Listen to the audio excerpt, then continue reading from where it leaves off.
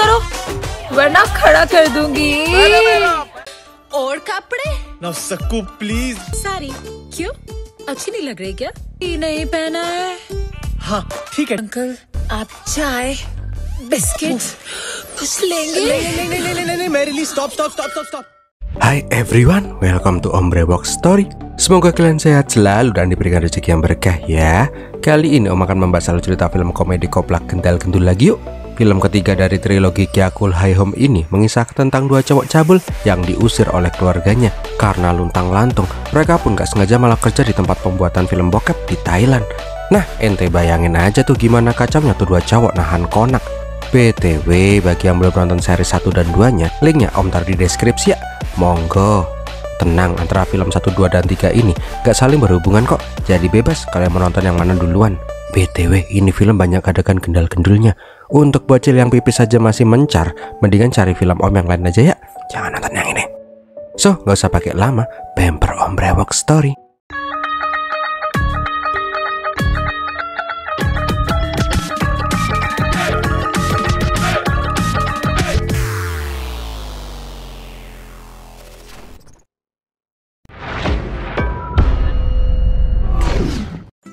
Awal kisah diperlihatkan mas-mas keker yang habis ngamar sama mbak-mbak gental-gendul.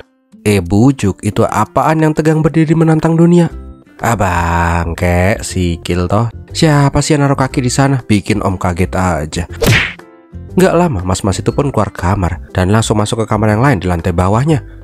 Bangke banget nih. Di setiap kamar dan di setiap lantai, dia mengambil barang-barangnya, mulai dari bugil sampai pakaian lengkap. Aduh, bangke banget dah. Ternyata satu apartemen itu diembat sama si Rocky. Kenalan dulu yuk sama si Rocky, cowok playboy paling mesum di India. Pokoknya tiada hari tanpa kimpoy. Di tempat lain diperlihatkan mas-mas cupu yang lagi berdoa kepada dewa. Dia memohon kepada dewa biar dia bisa mendapat jodoh yang baik, solehah, rajin menabung, semok, cantik, pokoknya yang sempurna lah. Di lobi kantor itu juga ada aki-aki rambut putih yang lagi mesen cewek BO dari micet. Karena tuh aki-aki sadar umur, dia pun langsung masukin Viagra banyak banget ke kopinya biar dia bisa magreng lagi. Gak lama ada om-om juga yang datang. Bangkeknya, ternyata si aki rambut putih itu salah order BO. Yang datang malah om-om tua bangka. Ya langsung ngamuk lah tuh aki-aki. Sialnya, pas tuh OB kantor mau ngebersihin kopi Viagra itu, sekretaris dari Kanaya itu langsung ngempet tuh kopi. Yuk kenalan sama si Kanaya, cowok cupu tapi tajir mampus. Diceritakan juga dia punya sebuah kelainan. Kalau dia melihat yang merah-merah, matanya langsung juling. Lanjutlah, nah pas di ruangannya, sekretarisnya si Kana langsung bilang kalau sebentar lagi mau ada meeting sama babenya si Kana. Bangkainya, karena tadi minum kopi perangsang, Mbak Diki langsung panas dan uget-uget kayak ulet sagu. Dan bangkainya, pas ngeliat si bibir merahnya si Dingki, si Kana pun malah jadi ikutan juling. Jelas lah si Dingki yang udah panas sampai ke ubun-ubun langsung pengen kedipapap sama si Kana. Karena si Kana ini anak baik-baikan ya, dia pun langsung kabur. Tak lama kemudian diperlihatkan bila ayah Kana yang merupakan direktur perusahaan itu sedang memberikan presentasi soal produk baru mereka ke investor. Bangkeknya, pas lagi menampilkan slideshow, tuh slideshow malah menampilkan si Dingki yang main uget-uget kayak ulat sagu di atas scanner. Ternyata tadi pas gulat sama si Dingki, nggak sengaja si Dingki itu tadi berdiri di atas scanner online. Jelas lah si Kana langsung jiper dan langsung pengen ngilangin tuh foto-foto mesum. Ya nggak dimartil juga kali mas. Alah dibakar juga. Abang kayak kesetrum kan. Karena hal itulah si Kana dipecat dari kantor babenya.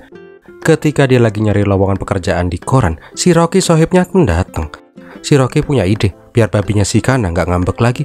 Sob, sebentar lagi kan ulang nenekmu yang ke-69 tahun nih. Lu kasih kejutan deh biar surprise. Biar nenek lu seneng, babe lu juga bakalan seneng.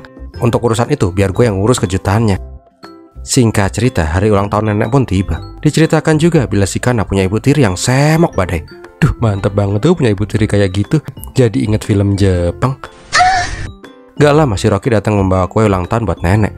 Bangkeknya, pas ngebuka tuh kue ulang tahun, semua orang langsung pada shock. Lagi mana nggak shock kalau kuenya kayak gitu, Jok. Yang ada babinya malah tambah marah punya anak nggak guna macam si Kana. Karena Rocky nggak becus, si Kana minta tolong lagi mesenin hadiah buat si nenek pakai Tokopedia. Intinya sih, si Rocky mesen jam tangan mewah untuk si nenek.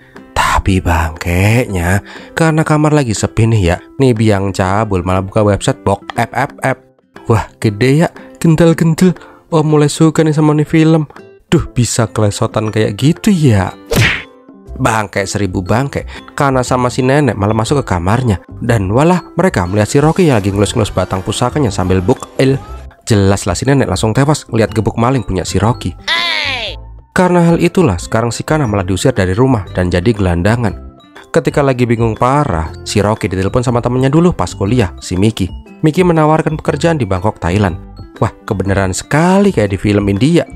Di sini Rocky semangat banget karena dia tahu kalau Thailand itu banyak cewek-cewek seksi. Asal nggak salah pilih ladyboy aja sih bos.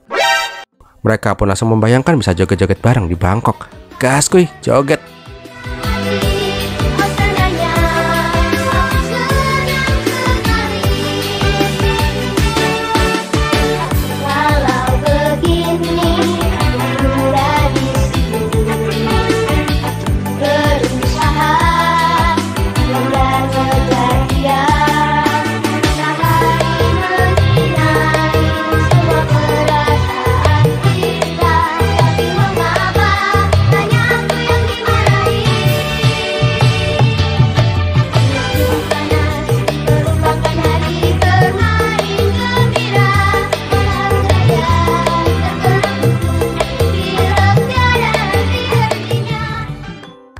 Gak lama kemudian, mereka sudah sampai di pesawat maksud om. Kok melenuk sekali tuh mbak-mbaknya. Aduh, bikin kepala om cenut-cenut nih. Lah, datang lagi, mantap sekali. Jelaslah nih dua koplak langsung minta bantal buat nutupin sesuatu yang menonjol. Bangke, malah mental tuh bantal. Singkat cerita, mereka pun sampai di Thailand. Di sana mereka langsung dijemput sama si Mickey, si mas-mas India yang gak jelas. Gak lama mereka sampai di rumahnya si Mickey. Wow, tajir juga ternyata si Mickey. Tapi kok banyak mas-mas sama mbak-mbak yang cuma pakai kancot dan kotang doang ya? Pas di dalam bahkan lebih sangar. Ketika mereka masuk ke ruangan, ada bu guru yang bak pau kembarnya overdosis. Ternyata mereka sedang melakukan syuting.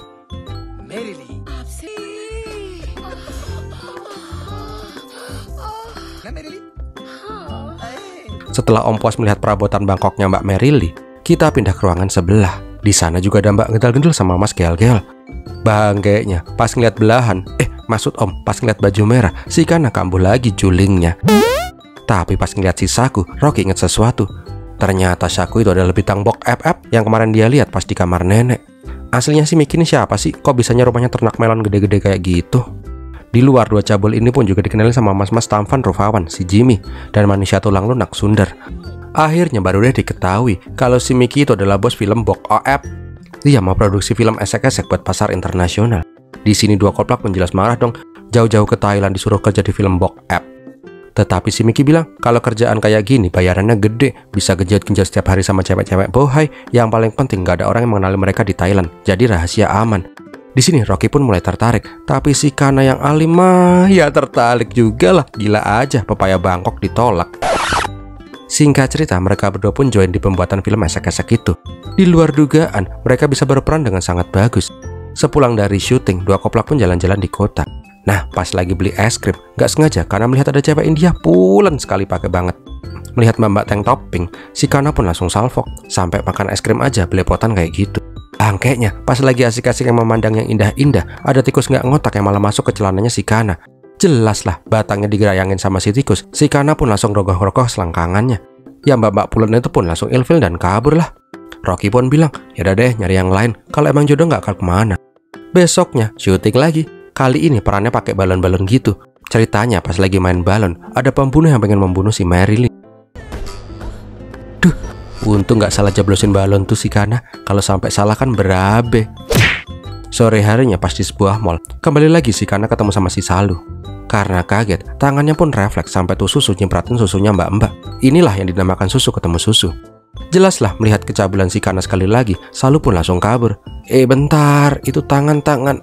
Emang gak mau rugi nih cowok ngacengan. Dahlah daripada mumet, mending syuting dan pesta lagi. Gas joget gendal-gendul lagi.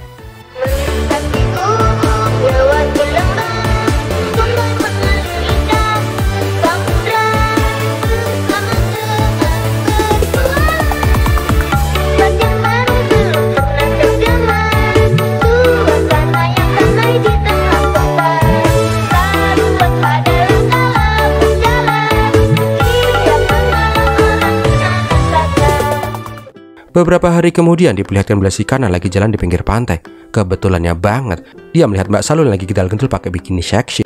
Bangkeknya, karena terhipnotis dengan belahannya si Salu, Kana pun malah nyebrang seenak jidatnya sendiri.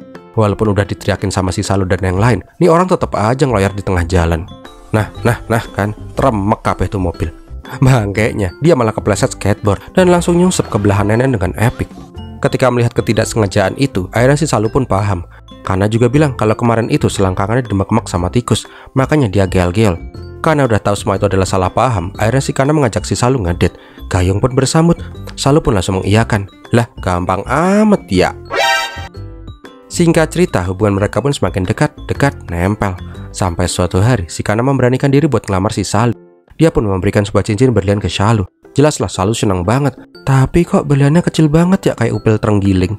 Katanya kamu anak orang tajir, masa berliannya imut-imut gini sih? Di sini Kana pun bilang, kata nenekku, kalau cewek suka dengan hal-hal yang kecil, maka aku akan memberikan sesuatu yang besar kelak. Halah gombalmu mas, kere bilang aja kere. Bangkeknya, pas dengerin gombalannya si Kana, kuda di sana pun jadi ikutan mules dan tiba-tiba ngentut. Ya, langsung cemong-cemong dong si Salu. Komedi. Karena sekarang udah mau punya tanggungan istri, si Kana pun kembali syuting buat bayar dekor dan catering. Nah, sekarang perannya jadi inspektur Singam pakai pistol mini.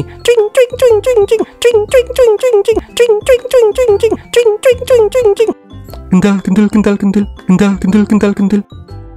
Lah, celananya langsung melotrok dong. Setelah syuting selesai, Salu pun menelpon si Kana. Pas ditanyain Kana lagi apa, Kana nggak mungkin bilang kan dia habis syuting gendal-gendul. Dia pun bilang kalau lagi nonton TV di iklan. Dia pun bilang kalau nonton iklan di TV. Ya teman-temannya yang pengertian langsung niruin suara iklan TV dong.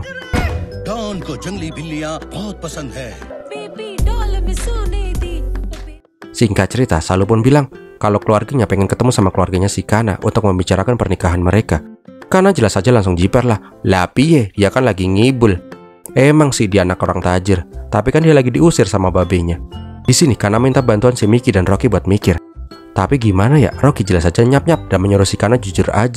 Tapi si Miki punya ide nyeleneh. Dia bilang, gimana kalau teman-teman Sedeng berpura-pura jadi keluarganya si Kana aja.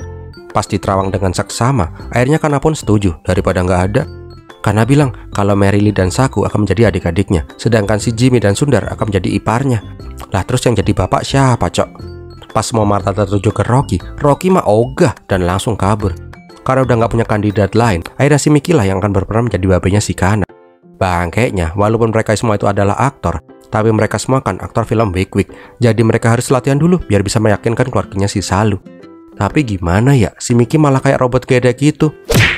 Sedangkan si Saku nggak mau pakai baju tertutup karena kepanasan. Bangke, yang ini disuruh pakai kain sari, tetap aja open cup. Ya bener sih pakai sari, tapi kok itu balon heliumnya masih menonjol gitu ya Mbak Yu. Di luar juga sama kacaunya. Si Sundar yang tulang lunak Bandung Presto susah banget ngilangin kelunakannya. Sedangkan si Jim kaku banget jadi cowok alim. Beberapa hari kemudian si Miki udah lumayan lah jadi bapak-bapak. Tapi ini loh yang bikin Om cenut-cenut dari tadi. Si Mbak Balon ini pas disuruh latihan ngasih teh ke calon mertuanya si Kana, malah kayak lagi main film bok app. Gendal. Gimana nggak puyeng tuh si Kana. Tapi setelah seminggu latihan, akhirnya mereka semua pun siap. Ya lumayan lah. Singkat cerita, hari pertemuan pun tiba. Di sini semua talent pun udah disiapkan dengan posisinya masing-masing. Bujuk Mary, suruh nutupin asetnya aja susah bener nggak sih? Tapi emang enak dilian sih, pulen. Nggak lama kemudian, Silu dan babenya pun sampai di rumah maksiat itu. Bangkeknya, pas ngeliat merah-merah di jidatnya babenya si Salu, si Kana langsung juling dong. Bujuk, dah normal lagi. Diceritakan juga bila ibu Silu itu udah entat lama. Sebagai pengganti kesepiannya si Karta, dia memelihara burung kakak tua. Singkat cerita, Silu dan babenya pun diperkenalkan ke keluarga abal-abalnya si Kana. Bangke nih, kenalan aja sampai desah-desah kayak gitu. Duh, Om kok ngilu sendiri ya? Karena si Merily mendesah-mendesah nggak jelas, si Saku pun ikutan kumat. Lengkap sudah nih keluarga cabul. Bangke, ketawamu tuh loh, gila nih mas. Gak lama kemudian bapaknya Kana pun datang. Lah ini si Miki malah udah kayak badut ulang tahun aja pas datang. Kampretnya, pas ngeliat si Silu, nih bapak-bapak nggak jelas malah napsong sama si Salu. Tapi pas mas sudah hampir sesuai rencana, Rocky tiba-tiba datang dan mengaku sebagai babenya si Kana. Ini gimana lagi ceritanya ya? Untungnya si Kana ini otaknya jalan kalau disuruh ngibul. Dia bilang kalau si Rocky itu adalah ayang kandungnya, sedangkan si Miki adalah ayang angkatnya. Nah, daripada ketahuan bodohnya lebih parah, si Kana pun menyuruh si Salu dan babenya untuk bobo dulu di kamar tamu. Bangkeknya, ketika mendengar kata bobo, si Saku malah kembali nepsong dan langsung kelojotan pengen diboboin juga. Nih bocah kebanyakan ngemil kecubung kali ya. Wis lah, buntal dulu kepalanya.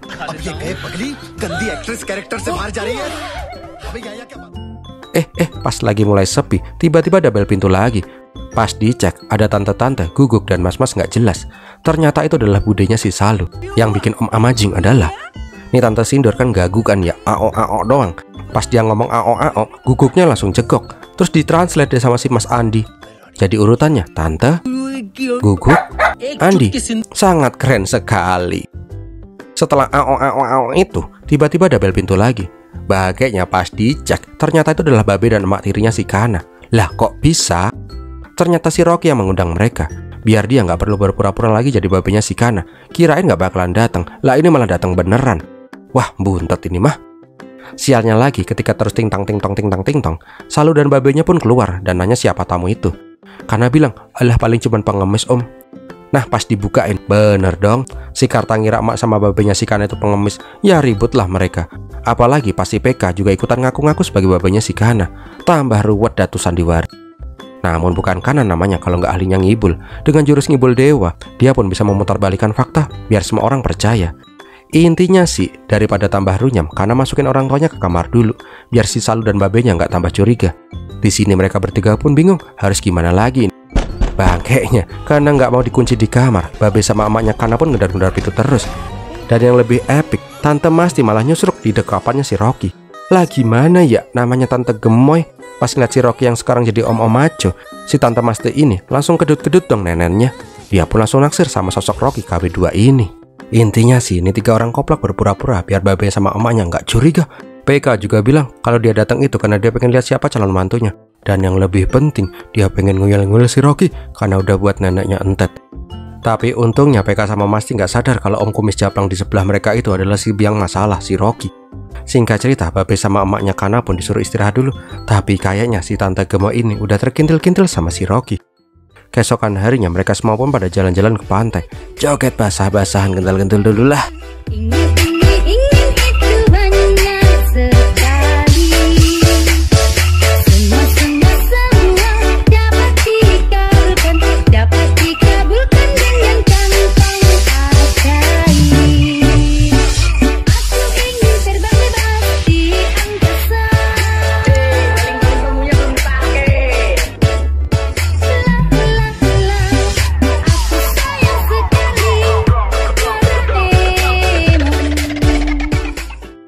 Sore harinya diperlihatkan si Kana yang udah pulas bobo di kursi taman. Di sini Miki ngasih kabar. Di sini Miki ngasih kabar bagus sekaligus buruk. Intinya sih dia baru saja dapat kontrak akap film box FF. Tapi gimana ya, rumah lagi ada keluarganya si Salu dan si Kana. Namun karena udah terlanjur naikkan kontrak, mau nggak mau syuting pun harus dilaksanakan. Intinya sih mereka tetap syuting secara diam-diam. Tapi pas lagi enak-enaknya main sepi-sepan, Tante Sindur malah ngeliat si Merlin yang lagi jilat-jilat lollipop. Jelas lah mereka langsung berubah dan berpura-pura si Marilyn lagi nyuci kakinya si Miki. Intinya sih setelah au, Kana pun berhasil meyakinkan si Tante Sindur. Tapi bangkainya, karena saking yakinnya si Sindur malah naksir deh sama si Miki. Malam harinya pas makan malam, si Karta bilang dia sangat tersanjung diterima di keluarga besarnya si Kana. Tapi di bawah meja, si Kana pengen main grepe-grepe kaki. Tapi bangkainya, dia malah salah kaki cok. Malah kakinya Tante Sindur yang dilus-lus. Bangkeknya lagi, Tante Sindur malah mengira yang ngelus-ngelus kakinya itu adalah si Miki. Ya tambah nepsong lah nih tante-tante sama si Miki. Kampretnya lagi, pas Salu juga pengen ikutan main kaki-kakian, dia malah ikutan salah ke kakinya si Miki. Nggak cuman itu, Tante Masti juga ikutan main kaki ke Rocky. Lah, si Jimmy ikut-ikutan main remes-remesan lagi. Alhasil di bawah meja, tuh kaki dan tangan pada saling grepe-grepean berjamaah. Bahagianya, Marilyn yang duduk di tengah bingung mau grepe-grepe kakinya siapa. Akhirnya dia pun malah menyelam ke bawah meja. Dan tiba-tiba si Karta langsung kaget karena tiba-tiba batangnya ada yang jilat-jilat. Bangke 1000 bangke, pas lagi enak-enaknya dijilat, dia ngeliat ke bawah. Ternyata yang jilatin itu adalah si gugungnya Tante Sindur. Om kirain. Setelah sesi grepe-grepe selesai, Karta pun pengen ngetes keluarganya si Kana. Dia pun nyoba masukin obat perangsang secara random ke makanan penutup. Kalau emang mereka semua keluarga, pasti nggak akan ada masalah kan ya. Malam harinya pas mau pada bobok pules, Tante Masti pun ngeleset-ngeleset sendiri. Karena kena efek pil Wakewake, dia pun langsung datang ke kamarnya si Rocky. Tapi bangkainya, ternyata si Rocky malah lagi asik tindih-tindihan sama si Merlin. Jelaslah si Rocky langsung menyuruh Merlin untuk ngumpet. Dan bener aja pas dibukain pintu, Tante Masti langsung pengen memperkaos si Rocky. Gas Mas Rocky, lumayan dapat Tante Gemoy.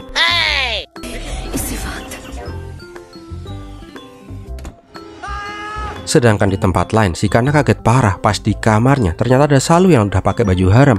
Melihat Salu yang pakai baju haram warna merah, ya kembali lagi lah, culing lah langsung si Kana. Intinya sih, si Salu udah ngebet banget karena makan pil Wakewake. Sedangkan di luar, Tante Cinder juga kena pil Wakewake. Dia pengen nyari kamarnya si Mickey. Tapi karena Andi dan Guguk selalu buntutin terus, dia pun mengusir Andi dan Guguk. Kembali lagi ke Kana yuk. Pas sudah mau tancap gas, si Rocky malah datang ke kamarnya si Kana. Dia bilang kalau mak tirinya Kana udah kerasukan Dewa Wakewake. Nah tuh lihat mak tiri lu, udah kayak ulet sagu kan. Di tempat lain, Andi yang diusir sama si Sindur malah nggak sengaja masuk ke ruangan syuting. Jelas lah, melihat Jimmy dan Sudari lagi sodok-sodokan, Andi pun langsung melongok. Nggak cuman itu, Saku juga ngeliat Karta yang sedang menuju ke sana. Karena udah kegap sama si Andi, Mickey pun menyuruh si Saku untuk urus si Andi, dan mereka pun langsung matiin lampu kamar. Nah pas Karta masuk ke kamar gelap, tiba-tiba kembali lagi ada yang jilat-jilat batangnya. Sama kayak tadi, si Guguk dong yang jilat-jilat batangnya si Karta. Nggak lama Tante Cinder juga masuk ke ruangan dengan au. Karena nggak mudeng perkataan kakaknya, Andi pun langsung datang. Tapi kok benerin celana ya? Ayo ngabis ngapain itu sama si Saku? Setelah semua udah mulai tenang, Kana dan Rocky pun sadar kalau ini pasti ada sabotase dari keluarganya si Salu. Agar nggak semakin runyam, Kana pun punya ide. Gimana kalau seolah-olah si Rocky itu udah punya pacar? Jadi biar dia nggak dicurigain lagi sama si Karta. Keesokan harinya, Rocky pun berpura-pura telepon-teleponan sama pacarnya. Tapi bangkainya, si Karta itu malah menyuruh pacarnya si Rocky juga datang ke piknik keluarga besok. Lah Rocky sama Kana sekarang malah jadi tambah mumet dong. Nyari cewek siapa lagi buat sandiwara nggak ngotak ini. Tapi Raja Ngibul kok ya dilawan. Mereka pun punya ide jitu dong. Keesokannya, mereka semua pun pada piknik ke pantai Pattaya. Tapi fokus om tiba-tiba harus buyar pas lihat Tante Sindur lari dengan gendal-gendul. Ya gimana ya? Emang sih gendal-gendul, tapi om kok mual. Adalah ternyata Tante Sindur pengen lebih dekat dengan si Mickey. Wah ini pemandangannya kok bagus banget ya. Intinya sih Tante Sindur pengen ngajak si Mickey main bareng. Au. Tapi kok meragain nyondok-nyondok mulut tuh maksudnya apa sih ya? Walah ngajak main banana boat toh. Om hampir aja salah tafsir. Karena nggak mau ada masalah, akhirnya si Mickey mau diajak main banana boat sama si Tante Sindur. Gak lama kemudian si Rocky datang membawa pacarnya.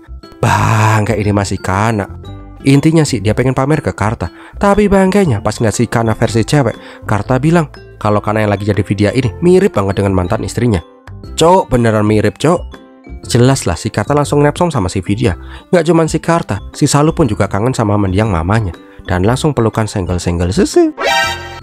Tak lama, si PK dan Masti pun juga join mabar. Sama kayak Karta, ternyata si PK juga tertarik sama si Vidya alias Kana versi cewek ini. Ini bapak-bapak pada katarak apa ya? Nggak lihat apa itu bekas cukuran brewoknya si Kana. Nah daripada dibang-bang sama bapak-bapak nggak jelas ini, si Rocky pun langsung membawa kabur si Kana. Sialnya pas kabur ke mall, mereka malah ngeliat poster film esek-esek mereka di toko DVD. Bangkainya lagi, Karta dan Salu juga ikutan mereka ke mall. Daripada ketahuan, mereka pun langsung nutupin poster mereka biar gak kegap. Sialnya, Karta malah pengen beli DVD rohani dulu di dalam. Jelaslah, nih dua koplak langsung panik. Karena gak mau ketahuan bejatnya, nih dua koplak langsung memborong semua DVD film mereka. Tapi pas mau bayar, di kasir, bujuk ini kan rates. Nah, scene ini relate ke film 1 dan 2. Kalau ada yang belum nonton, linknya om taruh di deskripsi ya. Lanjut. Intinya sih, Sri Ratas ini sekarang berperan menjadi tukang DVD. Diceritakan juga bila Sri Ratas ini terkesima dengan kecantikannya si Vidya. Namun pas pengen ngeborong semua DVD itu, peraturan perusahaan, dia harus mengetes DVD itu dulu biar yakin. Bangkainya, karena nggak mau lama-lama, si Rocky pun langsung mengambil tuh DVD secepatnya. Dan malah terjadi adegan tarik-menarik. Yang sialnya lagi, tuh DVD malah pada mental ke Karta dan PK. Dan yang lebih bangkainya lagi, tuh film malah keputar ke semua TV di sana. Mantep Pak D, ya jelas lah ketahuan deh kalau si Rocky dan Kana itu sekarang jadi bintang film Bok FF. Kata jelas aja langsung ngamuk. Dia nggak rela anak gadisnya. Kalau masih gadis sih, tapi nggak tahu juga deh. Intinya Karta nggak terima kalau Salu nikah sama bintang film Bok FF. Dia juga mengutuk si Kana mati bunuh diri aja biar nggak malu-maluin. Mendengar itu, si Kana pun langsung pergi karena udah nggak bisa hidup lagi tanpa si Salu. Nah di sini Karta dan si PK yang belum sadar kalau Vidya itu adalah si Kana ikutan mengejar si Vidya. Gendal, jeruknya malah menculat. Intinya sih, si Kana malah kabur menuju ke pasir hisap. Ya jelas lah dia langsung keisep. Rock yang pengen nolongin juga ikutan keisep. Namanya film komedi kan ya. Si Karta juga ikutan keisep, PK juga ikutan keisep, Tante Masti juga ikutan delosor. Harap maklum ya, namanya juga film komedi. Nah pas sudah diambang kematian, Kana dan Rocky pun mengaku siapa mereka sebenarnya. Dan mereka pun pada saling curhat-curhatan. Melihat Rocky, Tante Masti pun langsung jiper. Hampir aja dia gemak-gemak sama si Rocky kemarin. Lah ini Tante Sindur malah ikutan join mabar dong. Di tempat lain diperlihatkan, si Miki dan yang lain malah asik joget-joget di pantai. Gak lama burung kakak tuanya si Karta minta tolong untuk menyelamatkan majikannya.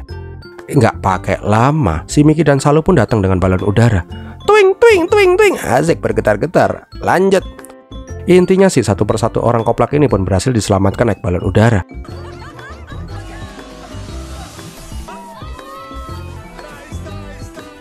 Karena kejadian itu, akhirnya Karta sadar kalau Kana dan teman-teman itu nggak jahat. Mereka cuma ingin membantuin si Kana untuk mendapatkan si Salu. Intinya sih, Karta merestui pernikahan Kana dan anak putrinya. So nggak perlu ada sandiwara-sandiwara lagi. Di sini Miki dan yang lain pun juga sadar. Mereka berjanji nggak akan buat film Bok FF lagi. Tapi menggarap film semi, lah podo wae Pak deh. Dan filmnya pun berakhir dengan happy ending. Wow, gimana film ini sob? Banyak kendal-kendulnya ya? Semoga menghibur ya. Untuk yang suka film bertema kayak gini, linknya udah Om taruh di deskripsi ya. Langsung digas aja yang versi 1 dan versi 2. So gitu dulu aja, Om Brebox pamit. Terima kasih sudah menonton. Birmilatihin.